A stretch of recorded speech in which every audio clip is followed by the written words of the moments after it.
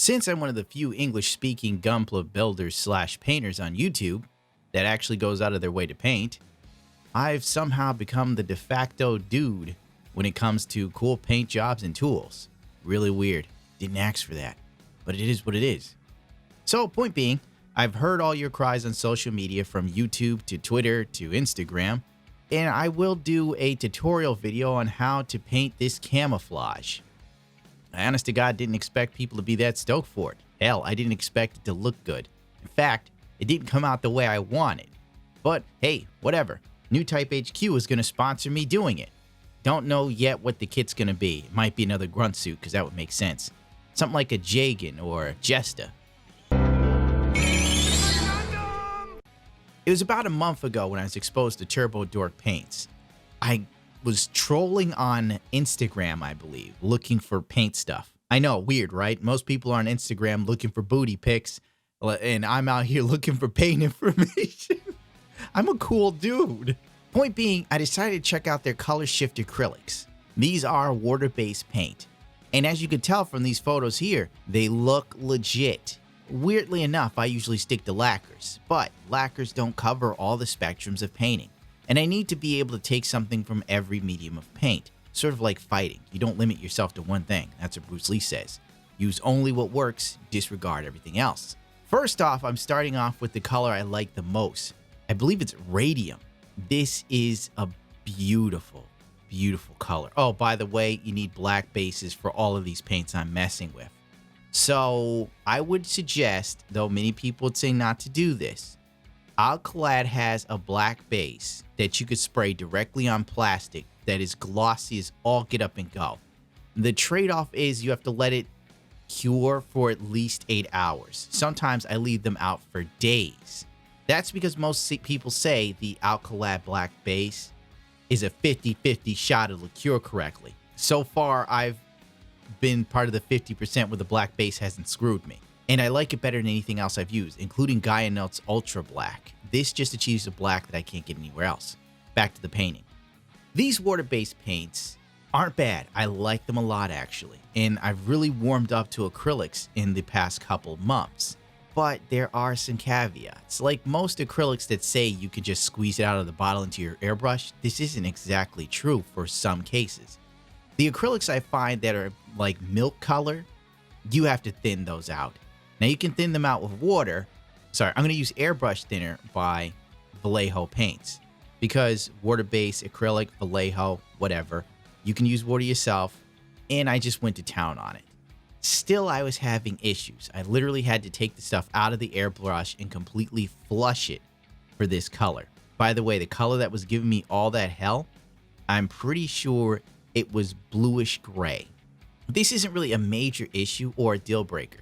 It just requires you to actually thin this one paint, which if you're in the flow, as I like to call it, or if you Google, when someone's enjoying painting or doing whatever it is that their hobby is, it's called flow. So whatever. This does ruin your flow, but not a major setback. I did get my mix wrong and made this stuff way too thin, which then led to overspraying. It was a hot mess, unfortunately.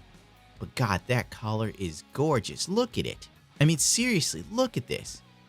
Maybe that's the blue raspberry. It's hard to tell if it's blue raspberry or blue gray due to watching the video again. I know someone's screaming, well, why didn't you show the little bottle? I don't know. I was enjoying painting. These colors are great. I like them a lot. They're very, very, very funky, which can be a good thing if you're looking to do something outlandish. This could probably be a great paint for like a diorama, like like the sky at night.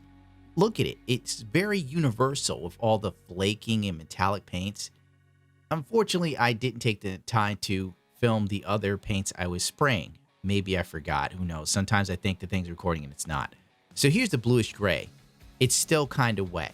This is what it would look like gloss coated. No, I didn't gloss coat. I don't know why I didn't. It was really late, and I was interested to see what these paints look like.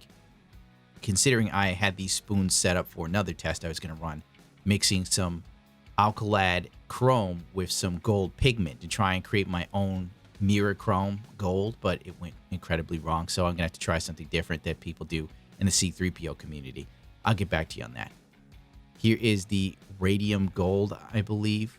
It's gorgeous, isn't it? Look at that. Fantastic. That is the raspberry blue. No, that's the blueberry. Oh my God, blue raspberry. Some of these names for Turbo Dork are ridiculous. It's hard to remember, but this is my favorite one, actually. I really like that color. And this is Afterburner. Not bad. It's more goldish, and the flaking is pretty hardcore here.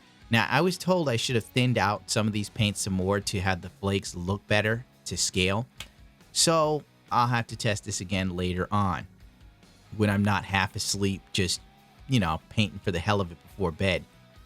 Overall consensus here, I really like this stuff. A little bit goes a long way, thank God, considering each bottle is $6 a shot. It's not exactly cheap, so I'd say this is paint that you would get specifically for a certain something. You know, like maybe some sort of highlight detail, something where you just have one area where you could have this wild, outlandish paint. And that's pretty much what I think Turbo Dork's line is. These are to be used with 5mm nozzles and needles, yada, yada, yada. Thin Turbo Dork 2-to-1 ratio. So I screwed that up. How do you like that? Apply 3 to 5 thin coats. That's probably where I went wrong, but when I watch those Korean guys spray, they always say make sure it's a wet coat, no matter what. So maybe I should have went thin coats. Who knows? It'll be worth doing later when I'm actually coherent, I should say, rather than just enjoying painting for the hell of it. And that should do it for me. I just wanted to give you a quick look at this stuff. Right out of the bottle, a quick spray, bing, bang, boom. This is what you get if you're not following the instructions. You know me, I'm not good with instructions. I would recommend these if you're interested in some really funky water-based colors. Turbo Dork also has some metallic colors now, which I ordered 2 for the hell of it just to see what they're about, and I'll keep you posted as I continue testing paints for the hell of it. I figured I'd let people see what I was doing at night this time around. And I'm out of here. Adios, bichachos. I wonder, can I even say that?